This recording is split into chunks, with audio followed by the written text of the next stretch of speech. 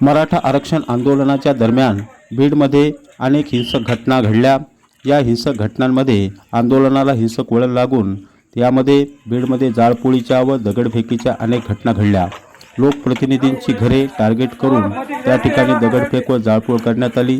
त्याचप्रमाणे अनेक व्यावसायिकांच्या दुकानांवरही दगडफेक व जाळपोळ झाली। यामध्ये बीडमधील सनराइज या सुभाष राऊत यांच्या हॉटेलवरही दगडफेक करून हॉटेल जाळण्यात आले होते।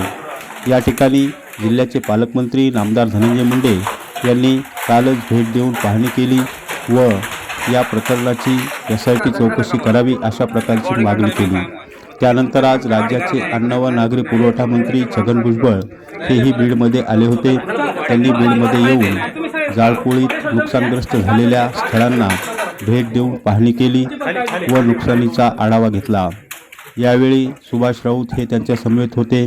त्याचबरोबर पोलीस प्रशासनातील वरिष्ठ अधिकारी, कार्यकर्ते, पदाधिकारीही उपस्थित होते। यावेळी छगन भुजबळ यांनी सुभाष राऊत यांच्या हॉटेलची संपूर्ण पाहणी केली व नुकसानीचा आढावा घेतला।